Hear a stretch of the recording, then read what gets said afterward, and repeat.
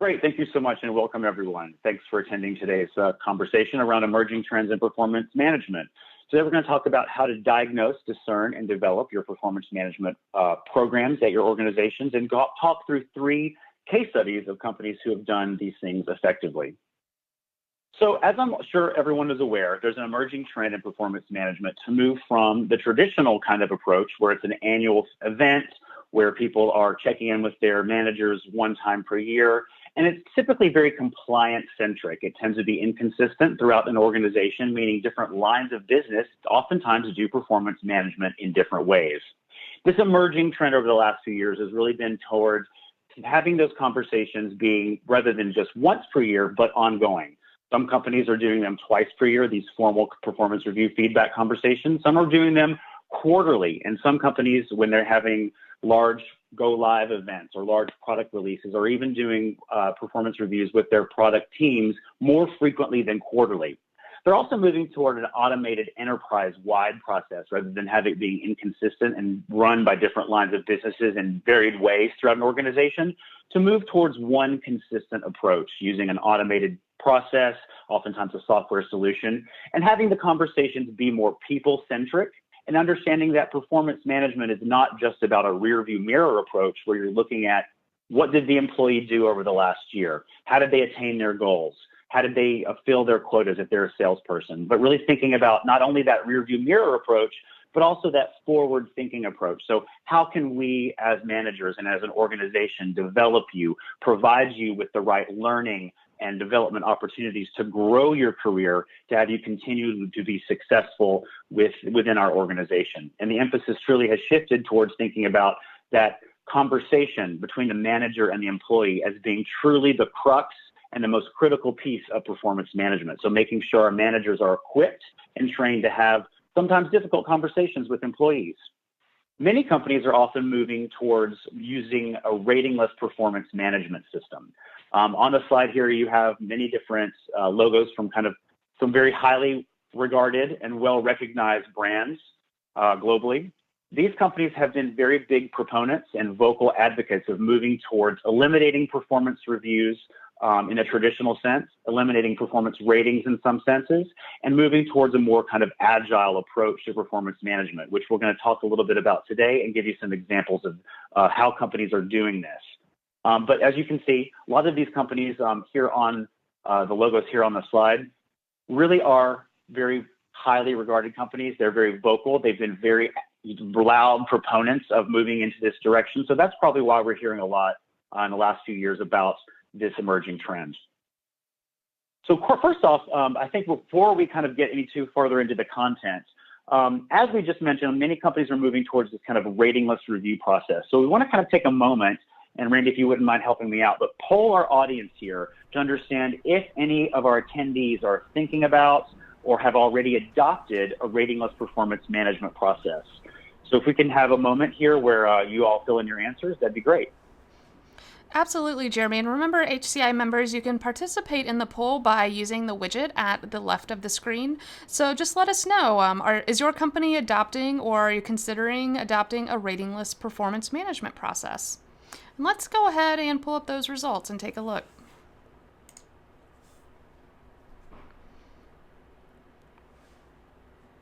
Jeremy, it looks like quite a few are considering a ratingless review process. How does this equate with your own experience?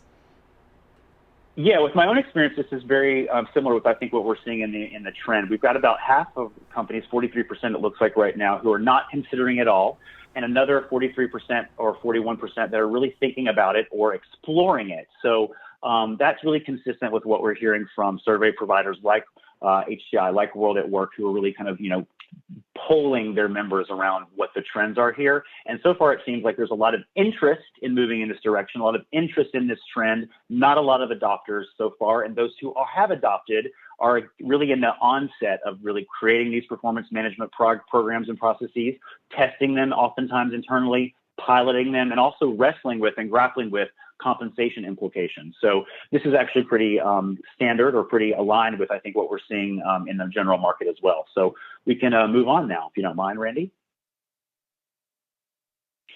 And so this kind of ties back to what we know. So far, according to a World at Work survey, 22% of organizations are considering giving up ratings, and less than half of those organizations have actually done it.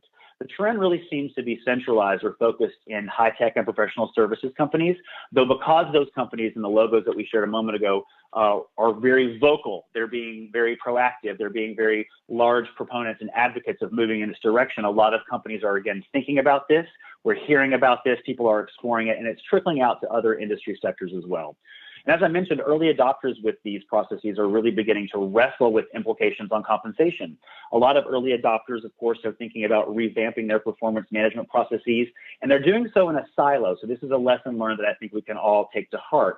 Performance management really is intrinsically and inherently related to a myriad of other HR functions, particularly compensation. Compensation and performance are inherently integrated in most organizations. Oftentimes your performance rating will drive how your managers are given a guideline in terms of how to make their merit allocations for their employees or their variable payout allocations for their employees. So in the absence of a performance rating, then how are managers and how are organizations operationalizing compensation decisions? How are managers being guided to make compensation decisions in a vacuum of a rating, which they used to have kind of as a crutch, as a matrix there to present with them a guideline and a framework within which to work? So that's something that we want to think about, and we'll talk a little bit about in our case studies later as well. And again, since most organizations are kind of rolling out these performance management changes over time, employee engagement and satisfaction numbers are evolving as well. So we're not really fully able to kind of really grasp what the true result is in terms of employee engagement for companies who have moved in this direction. And again, a lot of companies who are moving in this direction, who have shared case studies and have been forthcoming with their lessons learned and their pain points of moving in this direction, are doing these changes within employee test populations within their organization. So they're not rolling them out enterprise-wide from the get-go. They're testing new performance management processes and going rating lists within certain employee pools and certain employee populations, learning what they can, learning how it works, learning what works well for their organization, what doesn't, what fits culturally, what doesn't, before rolling it out to their broader organizations. And if you think about this, this kind of makes sense, right? In terms of moving towards more continuous feedback. We have a true misalignment with how we think about managing our talent and the performance of our talent versus how we think about managing the performance or reviewing the performance of our organization. If you think about it from an organizational perspective, you're certainly not going to check on the financial and fiscal health of your organization once a year. You're certainly not going to check on your sales organization internally to make sure people are meeting their quotas or that your sales targets are moving forward. You're not going to do that just once a year.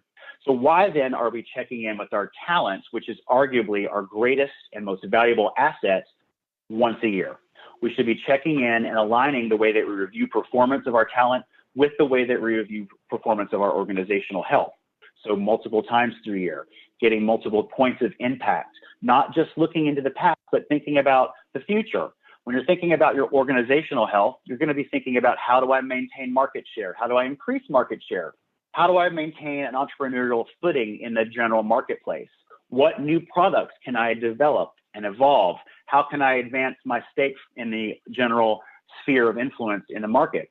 So you're always, as an organization, going to be thinking not only what you did in the past, what's your current organizational health, what's your current state, but constantly looking towards the future. So as we manage our talent, as we think about the performance of our talent, the question then becomes, why are we doing this just once a year? Why are we checking in with them formally just once a year, and typically just thinking about what did they do over the course of that past year? How did they hit goals? How did they attain quota? Without that other lens of moving forward, thinking progressively about how to develop them, how to develop their performance, how to keep them successful within the organization and grow within the organization and their own careers. So right now, we'll take a moment, I guess, and ask another polling question here. So of our audience, we'd like to know, I guess, how many times per year do you have formalized performance conversations between managers and employees? Is it that kind of traditional once per year, that annual approach? Is it twice a year, quarterly, or sometimes even more frequently than quarterly? So if we'll take a moment, Randy, and let our audience respond to this polling question. Sure thing. Remember, folks, that polling widget is there right on the left of the screen. It just takes one click to enter your response. So let's go ahead and log those responses now and take a look at the results as they come in. What are you seeing here, Jeremy? Yeah, it looks like we're kind of balancing between annually and twice a year. So that annual process is kind of what we consider our traditional process, where we kind of have that employee check-in just that one time per year. Those conversations are typically tied in with compensation discussions. Biannually, it looks like is our winner here. About 40% or so of our respondents are saying biannually, which is in line with the trend of at least more frequent conversations, more frequent kind of formalized performance conversations. And I would say that of all my research I've done so far of companies who have moved towards more frequent check-ins, quarterly and twice per year biannually seem to be the most frequent, with biannually being the most frequent point of contact. So it looks like we've got 41% of our attendees doing biannually, 36% doing annually. So that, again, seems to be pretty consistent with what we see in the market in general. Thanks, Randy. So if we think about the ultimate purpose of performance management is really to improve performance instead of punishing mainly unproductive or disengaged employees, it just seems natural that we would think about a forward-looking approach and identify causes for poor performance and ways to figure out solutions and offer guidance and development to our employees. So no amount of time spent on solving performance problems will work really if managers and employees don't really know what's kind of causing the problem in the first place. And all too often, the root causes of poor performance are not identified correctly, and so performance will just continue to suffer or stagnate or plateau. So what we want to think about in terms of performance management is really kind of four main kind of areas: how to diagnose, discern, and develop your performance for your employees, but also the performance process of your organization altogether. One of the most difficult tasks a manager has is that they're not often equipped or trained well enough to determine what truly is the root cause of a performance problem with an employee and how to have effective conversations with their employees around these issues. So diagnosing what the problems are, understanding what the causes of continued performance problems are, these are inherently critical first steps in any performance review process. And not just specific to employees, but again, thinking about this in terms of the overall performance management process at your entire organization. And the latter is really what I'd like to talk with you about today, the overall performance management process at your organization, how to diagnose that, how to discern that, and how to develop your employees within a programmatic framework. So as you see on this slide now, we're going to talk about kind of four pillars of performance management. Today, we'll talk about diagnosing, discerning, and develop. In our upcoming webinars, we'll talk about how to implement learning strategies and career development. And I put compensation considerations in here because compensation considerations are going to be inherent as a part of performance management and really kind of run throughout all those three different parts of performance management listed above. So I'm going to take a moment here and ask yet another polling question. If you think about your performance management process currently at your organization, and let's think about it, maybe it's time to diagnose your process within your company. Think about it on a scale of 1 to 10, where 1 means your performance management system is essentially worthless, and 10 means it's giving you absolutely everything that you've ever dreamed of. So Randy, let's take a moment and see where people kind of respond in terms of how they rate currently their own performance management processes within their organizations. Sure, everyone, with that polling widget on the left, let's rate our performance management systems, with 1 being definitely needing improvement and 10 being the best. And let's go ahead and take a look at those results. Pretty heavily concentrated right here in the middle. Jeremy, does that reflect what you've experienced out in the field? Yeah, it does. I would say most people are giving their performance management process kind of a failing grade. Certainly nothing extraordinary, certainly nothing that people are typically usually excited about. Performance management processes tend to be in general kind of in flux, and the bane, if you will, of the HR annual cycle seems to be a weight on people's shoulders and kind of a dreaded annual ritual that most managers and employees kind of don't look forward to. And our HR counterparts, our HR folks who are kind of charged with developing these plans often are kind of tasked with the unhappy burden of administering plans that are really not looked on well, not favored well internally, and typically don't really solve the problem of performance and don't really kind of have an internal value that people see. And so that's kind of what this trend is all about, really thinking about shifting the conversation from a review-looking kind of punitive approach, but towards development and really shifting that culture around it. But it seems like most of our respondents and most of our attendees today are really giving their performance management processes internally kind of a failing grade. And I'm going to say that if you give your performance management anything less than an 8, then it probably means that your process is in need of some serious attention. And that's what we want to really dive into today. So Randy, if you don't mind, we'll move on to the next slide. Thank you. So to diagnose your performance management process internally, the ideal way to get a start on evaluating performance management systems would probably involve digging deeper into your own process as it stands today, gathering feedback from your users, so from your line managers, from employees, and having some kind of focus group that is representative of each line of business within your organization. Survey or focus group information should be, I think, collected periodically and used to modify your system periodically in meaningful ways. And some examples of questions that you should ask yourself and ask the owners of the process and ask managers and users include, are the stated objectives of the appraisal program being met? So first of all, do you have stated objectives in the first place? If not, take a moment and think about what is ultimately your performance management system intended to do. If you don't know that, then think about making a vision statement, making a mission statement. You really need to define this. What are the objectives of your performance management program? You also need to ensure internal stakeholder buy-in. So if you've got predefined objectives stated, does everyone know what those objectives are? If not, it's time to recirculate them, recommunicate them, or maybe revamp them. If you don't have stated objectives, then develop them with a focus group, develop them with internal stakeholders, with people from different lines of business, with the actual business leaders themselves to ensure that everyone's on the same page. This is critical, and that everyone understands what the process is intended to do. And if those stated objectives are not being met, then it's time for a performance discussion. It's time to reevaluate what's working. And I'm a firm believer in both quantitative and qualitative data. So look at the metrics that you want to use to evaluate, but also get qualitative feedback from things like focus groups or surveys or questionnaires or whatever. The voice of the end user here is critical, and it's really imperative that we listen to it. The second question you can ask yourself really is, are employees and managers satisfied with the equity, utility, accuracy, et cetera, of your program? And first of all, our employees and managers, you ask yourself, are they aware of what the program is supposed to be doing and where they fit into the process and where they fit into the organization's performance objectives? If they're not aware of these things, then they'll probably never be satisfied with equity or accuracy because they'll be looking at their own process really in a vacuum. A third question to think about is, do the benefits of your program outweigh the cost? First of all, are you even measuring benefits, and are you even measuring costs of your performance management processes? And if you're not, figure out what the valued benefits are for your organization and its performance management processes.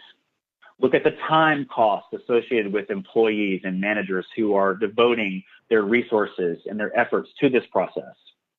Think about looking at increased productivity for employees. So find ways to quantify what the benefits and costs are. And if you have a disproportionate ratio here, then you'll need to understand how to increase the benefits to your program to mitigate any costs that you find. Fourth, has there been any kind of improvements in employee, unit, or organizational performance? So look at improvement in performance, not just at the employee level, but at the overall business unit level and the overall organizational level. There are clear indicators that increased employee performance and engagement have direct impacts on any business's bottom line. So find ways to quantify this and use this to kind of herald the success of your performance management programs or your program revision. So first, I'd like to share with you a case study from Adobe, a company who has gone to a ratingless performance management system, uses agile performance programs, and has been a very vocal and loud proponent and advocate of moving to a ratingless system. They did so back in 2012. Before moving to a ratingless system, they had an annual review process. They guided their managers to talk really about 3 points when they had their annual conversations with their employees. And those 3 points were to review accomplishments, review their contributions over the last year rather, and to get feedback from other teammates of the employee, other employees who may have been working on the same project with an employee, etc. The program there was really bureaucratic. It was really administratively heavy. It was very compliance centric, lots of forms for managers to fill out, lots of training everyone had to do to be able to launch their performance review tasks in their internal systems. And they found that basically after a review, they were using 80,000 manager hours every year strictly on performance reviews. So that's equated to about 40 full-time employees. They also saw a voluntary attrition spike after every review cycle, which happened in February. So if you think about this, this makes sense. If you're unhappy in your organization and you're bonus eligible and you get your performance review in February and your bonus payout in February, if people are unhappy in the general culture of the organization, they're going to wait till after they get that performance review. They're going to, if it's satisfactory or not, they're going to wait till they get their bonus payout and then they'll move elsewhere. So they saw a huge voluntary attrition spike every single year after the review cycle had occurred, after bonus payouts had occurred. So people were really kind of jumping ship because they were unhappy internally with the culture in the first place, and the performance review process didn't lend to making that any better. Also, Adobe really wanted to shift towards a new business model of being, more agile, being more nimble, moving more quickly, having a more entrepreneurial kind of culture within their organization, and also to be perceived in that way externally in the market as well. So administratively heavy, burdensome tasks like a performance review process weren't really aligned with kind of the direction culturally they wanted to go. So they took a moment to really think about how to change that. So before they moved to a ratingless system, they had a stacked ranking system where basically 20% of employees were automatically going to be slotted into what they called A players. And the bulk of the employees, which were productive and good and really moving forward and performing at a expected level, that was going to be about 70% of the employee population. And the lower 10% of the employee population were their unsatisfactory performers, and they were expected to be managed out of the organization. They called it the rank and yank effect. So those ranked lowly were yanked out of the organization. So they had a forced distribution, again, 20% at the top, 70% in the middle, that the lower 10% automatically kind of being managed out of the organization. Forced ranking like that is really disingenuous because it really doesn't fit any kind of, predetermined spreads when it comes to reality. So our reality is not going to fit into a predetermined kind of nice bell curve. So what Adobe did was thinking about changing their culture, thinking about changing their entrepreneurial kind of fostering that environment internally and kind of getting rid of a lot of bureaucratic and compliance-centric processes. They moved from an annual review process to a check-in process that they do once per quarter, where managers sit down with their employees quarterly, talk with them, and they still have 3 points that they're going to be talking with their employees around, but those 3 points have shifted. Feedback is still there, so they're still getting feedback from other employees, other teammates, other project team members with the employee under review, but they're talking about expectations. So they're talking about what's coming up, what can we expect from you, here are some projects coming down the pike, these are all the things that we expect out of you going forward, and that includes talking about the past. So over the last quarter, here's where you really didn't kind of hit the mark, or here's where your goals fell short. So this is what we expect of you, and let's figure out how to get you to attain those goals in the future. Also shifting the conversation to growth and development. So we want you to maintain your career trajectory. We want you to be successful here at Adobe. How can we get you there? What do you see for your career down the road? How can we get you there? What learning opportunities do we have that we can offer you and help guide you to so that we can get you to the level that you want to be, to the skill competency that you want to be at? Then they also connected their employee goals directly to company goals. So that's a common practice, I think, used by many organizations today, but it wasn't the case at Adobe back in 2012. So they then linked their kind of overall company corporate goals down to divisional goals that linked directly to employee goals as well. So by moving in this direction, they say 70% of their managers 70% of employees say that, they feel like their managers have strong and transparent conversations with them, they've seen an attrition decline between 25 and 30%. So previously they were seeing an attrition spike after every review cycle. They've seen voluntary attrition go down by up to 30%. But involuntary departures, meaning people being managed out of the organization, have gone up by 50%. And this is likely due to the fact that managers are checking in with their employees in a formal way quarterly rather than once a year. So oftentimes I think we've all heard manager or employees say, you know, if my boss, my manager has a problem with me, has a problem with my performance, then why did they wait until my annual review to tell me about it? Well, at Adobe, that's what they were doing, and that now they're doing that quarterly process. So when managers have problems with employees or they're poor performers, they're able to kind of see that in a more frequent formal setting. And involuntary departures have risen more than 50% because managers are more constantly aware of where low performers are, what performance issues are, and they take care of them without waiting for an annual review process. That means that these check-ins are really more efficient at weeding out low performers than in their previous system. And they saw savings in terms of hours spent. So they recouped their 80,000 hours that they were spending previously in the previous system and saved an additional 20% of hours as well. So the second thing is we want to, of course, after diagnosing and figuring out what the problems are, how we can course correct our performance management processes, we want to discern really what are some issues here. So first of all, have the attitudes or the behavior of employees and managers changed as desired? So you've diagnosed your problem. Let's figure out, you know, if you've made changes, then how are these changes being really kind of operationalized, or really kind of, or how are you seeing them in tangible results? So first off, you need to define what is the desired terms of behavior. How is behavior defined in the first place within your organization? Is behavior an alignment to corporate culture, or is it in terms of productivity? Is it both of those things? Is it more factors than that? And are there ways for you to measure changes in behavior? So do you have data on that behavior now? And how will you collect it in the future in a new program for comparison? So these are things that you need to think about in terms of being able to quantify changes and to be able to reflect tangible results in changes to performance management. Secondly, are there signs of different treatment in the results of your performance appraisal processes?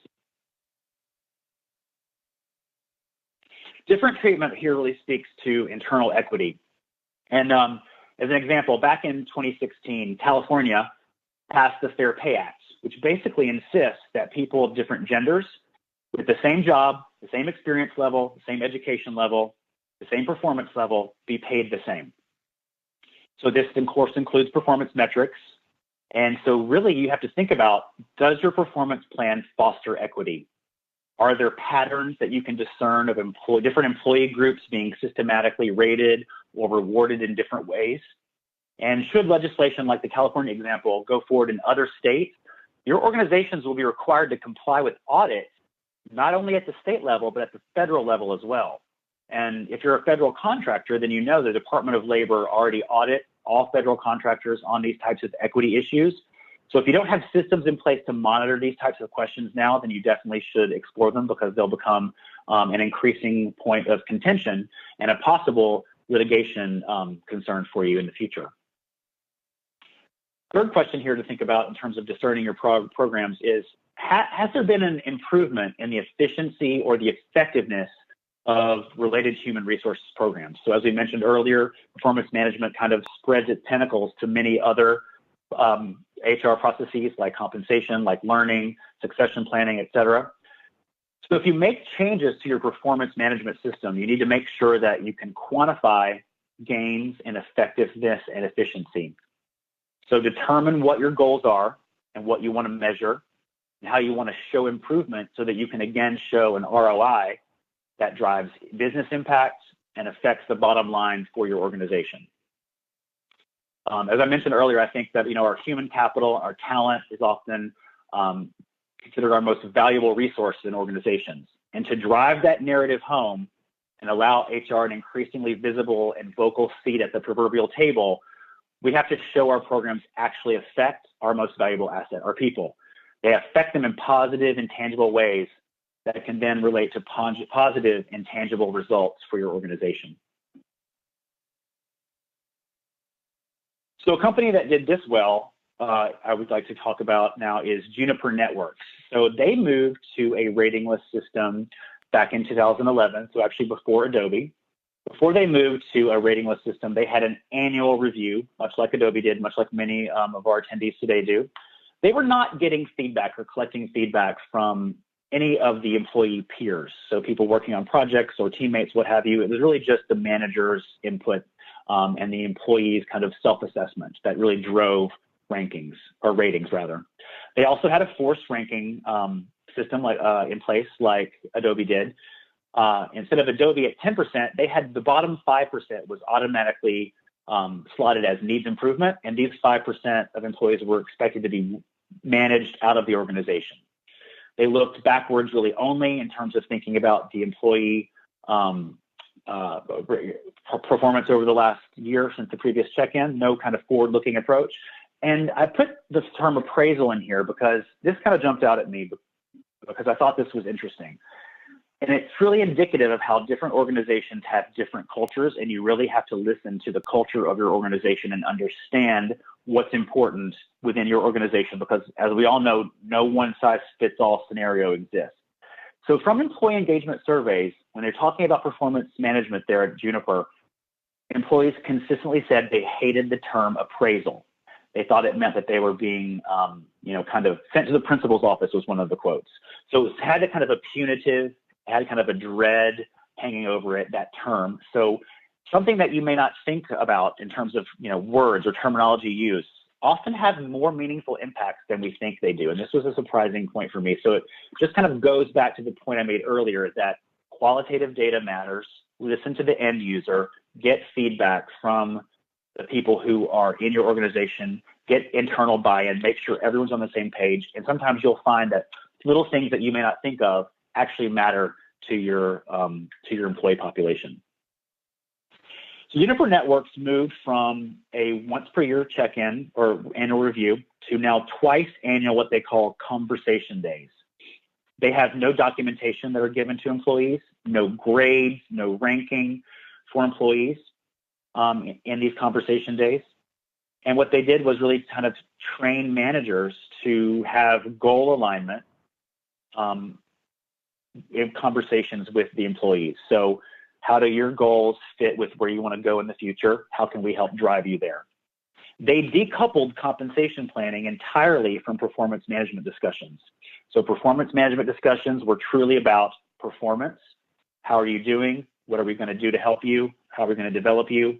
And then compensation planning, like merit pay, was really kind of left up to the manager. So they were putting their employees previously into a 7-point numeric scale. Now they're putting into 5. Well, first of all, they're putting into 2 buckets. One is which is called the J player. So that means that you're a performer. A non-J player, you're a non-performer. The non-J players are expected to kind of still be managed out of the organization, but within these J players, within these kind of buckets of high performers, you've got 5 different talent scenarios they're using, and they're giving managers a pretty wide berth and a pretty wide bucket within which how to allocate their merit spend, how to allocate their variable pay spend. One of the biggest lessons that Juniper Network says they learned is that you can revamp the performance management process all you want, and you can say, we're going to help develop our employees. We're going to help get them the career growth and the trajectory they need. We're going to help advance them. But without a really strong learning system in place, then any kind of talk around that just becomes that. It becomes talk. So one of the lessons learned is making sure that they had not only a revamped performance management process in place, but a learning system in place to support that. So when they say to their employees, these are the skills you need to develop, these are the areas we think that you could grow in, or when employees come to their managers and say, I want to take ownership of my career, this is the area I'd like to move into, these are different areas I think that I would like to learn about or expand in. Having that learning system in place, having a direction to point them to, having the resources for the employees there, for the managers to help navigate them through, is critical and imperative. So on the left side, sorry, the right side of the slide, you're going to see their employee engagement survey results here after they move to these new programs, and you'll see they're all pretty high. So this is a good example of how changing processes, talking about this with employees and internal stakeholders, and really driving the conversations toward development has had a huge impact in employee engagement at Juniper Networks. The next step we want to think about is, developing our employees. So as I think we all know, performance management systems in many organizations today are broken, and they often fail to really deliver the kind of value they should provide. And I think that, if our attendees who are ranking their own systems a moment ago with that polling question is any indication, then most of the people on the call today feel their performance management program is really falling short here. Oftentimes, I think managers and employees alike, as well as HR organizations who are really kind of, charged with administering these programs, as I mentioned earlier, they really we all kind of dread this annual ritual, right? And the process and the bureaucracy and the compliance aspects are more of a weight than seen as an opportunity for growth and how to talk about organizational impact, how to talk about employee development. And those things are the things that should be exciting to us as human resources professionals, but oftentimes we have that cloud of compliance, bureaucracy, and kind of a punitive feeling or approach towards performance management. There are lots of ways and options to shift our thinking about development and to help your employees and managers start thinking about development. But it's inherently critical that we shift the culture and the language to make development and opportunities for growth and learning the crux of these performance management discussions.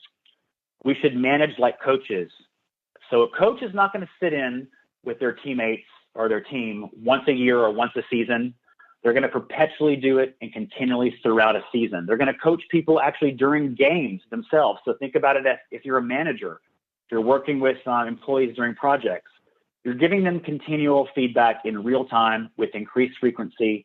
And that informal feedback, should be happening all the time. But I think that we can all agree that formal feedback often fails us when it happens only once per year. So while informal feedback should be happening all the time, and we hope that it is, oftentimes it doesn't. And having formal feedback checkpoints quarterly or twice per year or more frequent than once a year promotes the health and the development of our employees. As I mentioned earlier, we have that misalignment between how we think about the health of our talent versus the health of our organization. And these more frequent check-ins, managing like a coach, could help do that. And as I mentioned earlier, if people say things like, if my manager had a problem with me, then why didn't you tell me before? Well, that's a very good and valid question. Part of this, I think, lies on the manager for not taking the impetus to have difficult conversations with their employees. But a big part of it lies with those of us who own performance management programs in the first place. We have to train our managers to be effective managers. We have to give them the tools to do that and how to teach them how to be effective coaches who can talk with their employees frequently, more oftentimes throughout the year, during the game, so to speak. Secondly, let employees take the lead. So we're not asking for managers to own their employees' careers. That's not their job. Managers are there to help employees and to guide employees and to develop their employees.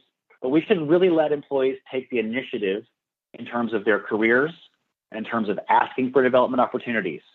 But this, of course, has to work in tandem with a strong manager who can help them navigate their path. Employees will, naturally be a lot more invested in the process if first they all know what the process is meant to do and that it's truly for them. So this is kind of a change management initiative to think about. It's a cultural shift, and this is a training imperative for us as HR professionals to ensure our employees have the skills and are equipped to initiate these kinds of conversations and truly take ownership of their careers, and having the culture within your organization foster that. Third, focus on the strengths of the employee. So here's a major problem with many performance management systems. You start with some kind of performance criteria, and then you tell the employee where they fell short. So please do better next time. And that really just doesn't work. I mean, I think that doesn't really engender any motivation. And employees certainly, wouldn't make me want to go out and really knock it out of the park next time when I've heard that kind of feedback in the past in my own career. I think my initial reaction, I think this is human nature, sometimes we kind of get on the defensive, even when it's the right feedback from our managers, even when it's the right criticism. Sometimes we kind of go inherently, from human nature, just on a knee-jerk reaction to kind of go in the defensive. So we need to think about the idea that people need positive feedback that plays to their strengths. And let me be clear, I'm not saying that, everyone gets a trophy for showing up or that everyone gets a pat on the back for doing the very bare minimum. I think constructive criticism is useful, it's helpful, it's necessary. But when you start with a focus on strengths and guide your employees to utilize those strengths and to enhance them and to develop them, then everyone wins. And we have to find the right balance here between empowering our managers to know how to strike that right chord between strengths and weaker areas, and not to ignore weaker areas, but don't expect those weaker areas to all of a sudden become primary growth opportunities for your employees either, because then your expectations will continue to be unrealistic. Finally, look ahead. So don't just have that rear view mirror approach, but also focus on the future. This kind of seems like an obvious thing when you think about it, but traditional performance management reviews are really focused on what's in the past, what you do over the last year. And while you can't ignore the past, shifting gears to think about development and growth and what's coming and how we can manage as an organization, our employees to be successful is really shifting the nuance. And that's the tipping point of this entire trend. And the third case study I'd like to share with you today is from Microsoft. So Microsoft moved from a stacked ranking process, much like Adobe and Juniper Networks had in 2013. They had a reputation internally of kind of being slow to respond and for a lack of innovation. And let's say the example that they gave is that you've got a team of 10 developers, 10 software engineers, all from top tier schools. These are high performers inherently. These are go-getters. These are people who are really on the ball, so to speak. But if you've got a team of 10 people, then the forced ranking distribution automatically says that really 2 people are going to get that high ranking. The bulk of the people are going to be in the middle, and 2 people are going to kind of get the lower rankings and ultimately get no rewards in terms of compensation payouts, in terms of compensation increases. They had check-ins or reviews rather twice per year. And after a few years, you kind of saw with a stack ranking process, after a couple of years, you see that, most of your poor performers kind of do get weeded out. But after a few years, and you really kind of got that bulk of your employees being kind of those solid, strong performers, then you're starting to really kind of have to force rank people who are solid, strong performers into low rankings, really that doesn't reflect the reality of the work being done within a team. And people gravitate towards new and exciting work, of course, new rewarding work, but they also gravitate towards rewards. So when half of your people are automatically going to be, high performers inherently, but due to a forced ranking system, they're not going to be rewarded as such, then they're going to jump ship. So after 2013, they moved from reviews to what they call connect sessions. These are still twice per year.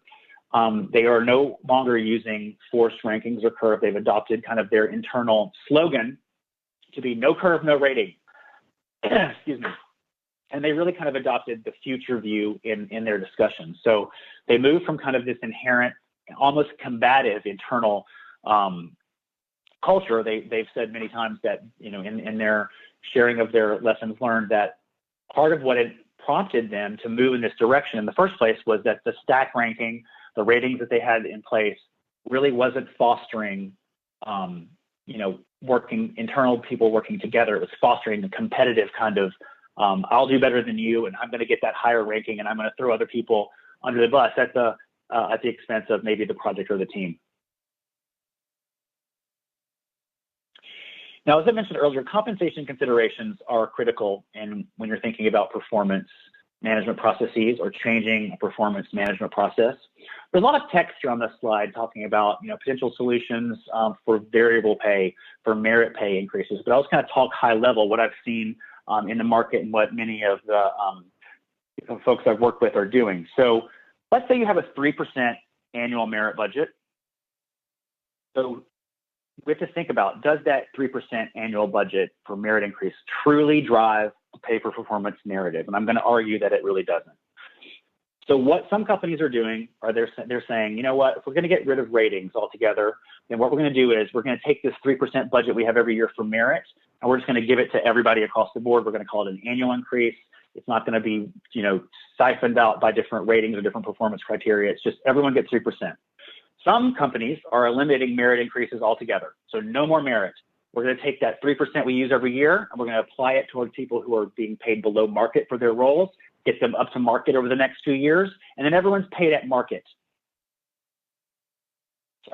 Additionally, some companies are taking that 3% and saying, you know what, if you're a high performer and you are high in your comp ratio, then you get no increase this year. We're going to take this 3% and focus it on our high performers who are low in comp ratio. We're going to take this 3% spend and strategically place it with our people who are high performers and being paid lowly. What we're going to do, though, however, to reward our high performers is really shift the focus to variable pay. Variable pay truly is merit pay. That's where you make the biggest distinction in performance. That's where you make the biggest kind of bang for your buck, so to speak. And that's where that narrative is truly driven home to employees. When they get that large payout for those that are eligible for variable pay, that's where they really kind of see how their performance really kind of equates to their rewards. So a final polling question really quick. How many people believe that their current annual merit processes really deliver that pay for performance narrative to employees? I'm just curious here what everyone has to say. So Randy, I'll pause here and let us get our audience feedback. Thanks, Jeremy. Everyone, this is our last polling question of the day, so we'd appreciate your participation in just one more. If you'll take a look at that polling widget there on the left, log your responses, and then Jeremy will take a look. What do you see in here? Thanks, Randy. And I'm going to see. Let's see here as the percentages shift. I don't see anybody saying that they strongly agree. First of all, with if their merit pay programs truly drive that pay for performance narrative, and at most of the bulk of our employees are going to say disagree, strongly disagree. Some of it depends, which may mean that it works good for some organizational units, but not all. But the bulk of which I'm seeing that our attendees say that they're disagreeing with the fact that it really drives that narrative. And I'm going to agree with that. And if you move to the next slide, I think that it'll illustrate this a bit. So here's a slide from the Center for Effective Organizations. And I think it really drives home this point that merit pay truly does not drive home that pay performance narrative that we want it to for the bulk of our employees. So let's say in this example, you've got 2 employees. They're both being paid $50,000 a year as their base salary. We've got one who's an average performer, one who's a top performer. Your budget is 3%, then that average performer is going to get that 3% increase. The top performer is going to get 4.5%. The difference here in that annual increase is really $750, and after taxes, and you consider 2 pay periods per month is kind of most common, the true difference here per paycheck is $22.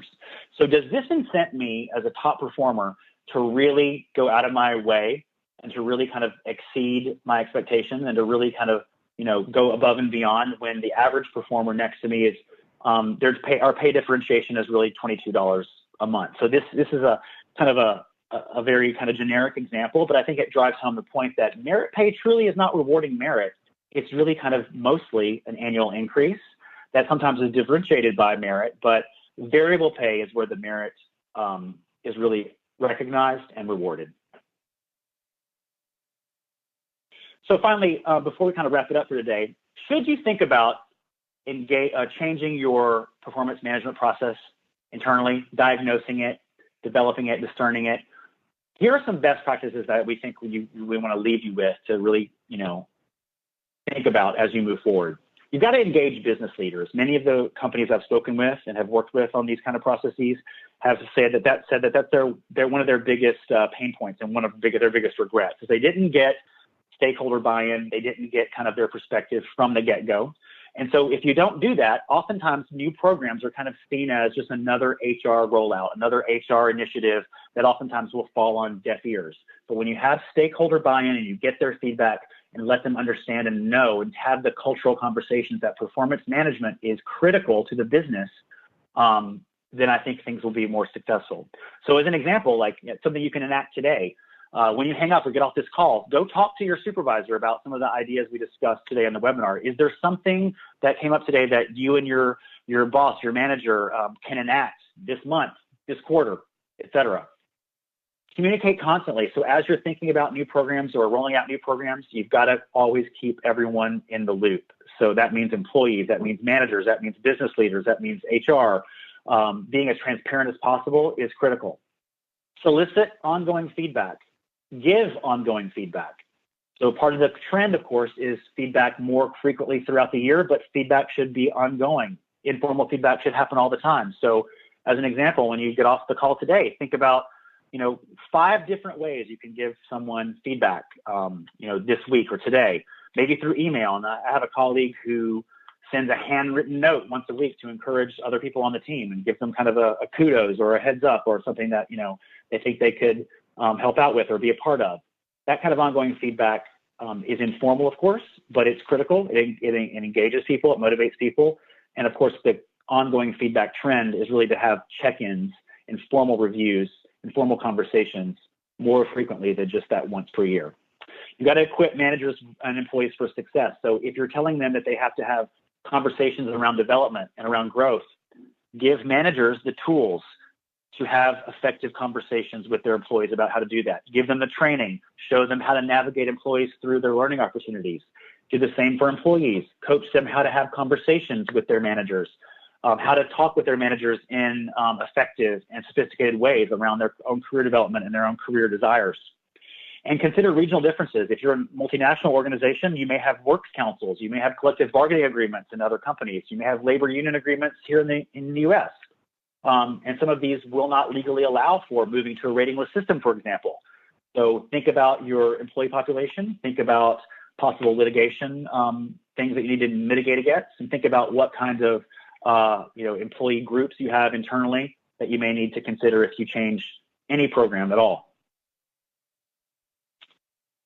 And finally, before we kind of sum it up, just to kind of go back over some main points from today, we have to realize there's a misalignment between how we lead our people and how we lead our organization. So again, if we're checking in on our organizational health only once per year, I would venture to say that our organization is not going to be healthy the next time we look at it in a year from now. So we should think the same in terms of how we check in and manage the performance of our employees. Performance reviews typically have reflected a yesteryear approach, and we want to think about not only thinking about areas for opportunity or areas misses or areas that we can coach people on over their performance over the last year or quarter or 6 months, but thinking about, again, shifting the conversation to be about future, about growth, about how we can guide you and help you to be successful. There is this trend, as we all know and have seen, to adjust performance management, sometimes to a ratingless system, sometimes to just simply more frequent check-ins, or sometimes both. But this trend is still in its infancy. Not a lot of companies have truly adopted or pulled the trigger on it, but a lot of people are thinking about it, as indicated in our first polling question today. A lot of you are thinking about doing this or changing your performance management system in some way. A lot of information out there, but not a lot of specifics. So it's still in its infancy in terms of moving to new programs. And compensation must reflect adjustments in performance management processes for it to be effective. Performance and compensation are inherently related, and you've got to think about how to best integrate your compensation decisions making, your training, how to allocate funds with any changes to performance management. And so we talked today about how to diagnose, discern, and develop your performance management processes. We've got 2 other parts to this webinar series coming up. In February, we'll be talking about learning strategies you can share with your employees and how to guide employees around developing learning and using learning opportunities to develop their careers. And then in March, we'll be talking about career development and how managers can help guide their employees to take ownership and be entrepreneurial with their own careers and what kind of development looks like in that sphere. So with that, I know we are right up at the hour. Sorry I didn't leave as much time for questions as I had hoped, but I'll pause there and turn it over to Randy to see if we have any questions. Jeremy, thank you so much for being here to share these case studies and your expertise on this really interesting and timely topic. We have had a huge number of questions come in over the course of the webcast, so we're going to try to get to as many of those as we can here in the couple minutes we have left. HCI members, if you haven't yet submitted any questions, please do so now. You can enter your questions right there in the Q&A box. If we don't get to your question live on the air, we will be sure to pass that on to Jeremy so he can follow up with you after the fact. So make sure you get your questions in, and let's go ahead and look at our first question here. Jeremy, this one comes from Eileen. Eileen asks, what training did Adobe provide their managers to ensure that they were having meaningful, effective conversations? Yeah, that's a really good question. So Adobe had a pretty, rigorous training program. They did live learning with their managers from the HR group that had kind of redesigned the performance management process. They also had online learning that they gave to managers. They also gave kind of FAQ documents and items for consideration documentation for managers to kind of keep with them when they had those performance management conversations. So a lot of online learning, a lot of kind of in-house learning, and a lot of training around also how to make compensation decisions in the absence of a rating. So oftentimes, managers are going to make compensation decisions based on the parameters or the merit matrix or the variable pay matrix that are, aligned or assigned to them. And they have kind of a budget with when to work, but not a lot of leeway. So in the absence of really a rating and a formal kind of guideline, they really had to go in and really teach managers around what market pay looks like, what market data looks like, how to assess where your employees sit in terms of internal equity and external equity.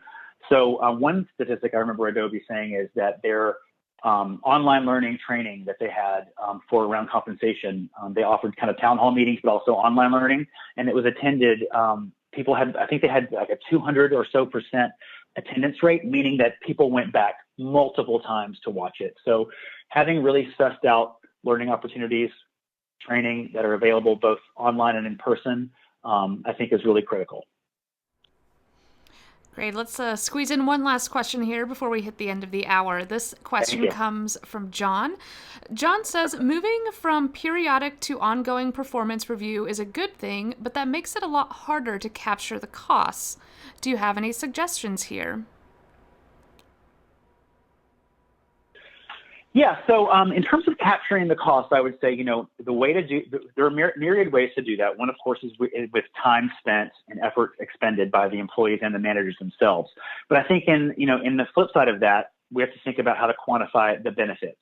So truly, benefits of more frequent check-ins will I think, greatly outweigh the cost. But we have to understand what your internal organizational benefits are, how to quantify them, what metrics you want to use. But how to quantify cost, I think you can think about it in terms of time, as I mentioned. But I think the benefits of more frequent check-ins in terms of increased productivity, in terms of increased employee engagement, will greatly outweigh those costs. Great, Jeremy. Thank you so much. We have come to the end of the hour, so we are going to wrap things up for now. Please feel free to continue this discussion on Twitter with the hashtag HCIChat. I do want to say one more thank you to our presenter today, Jeremy Spake, and also to everyone at Cornerstone OnDemand for making this webcast possible. To all of our HCI members, we appreciate you taking the time out of your busy day to spend with us, and we want to encourage all of you to take a look at upcoming HCI events by clicking the Attend a Conference link at the top of this page. We look forward to seeing all of you participate in another HCI learning opportunity soon. Thanks again, everyone, and have a great day.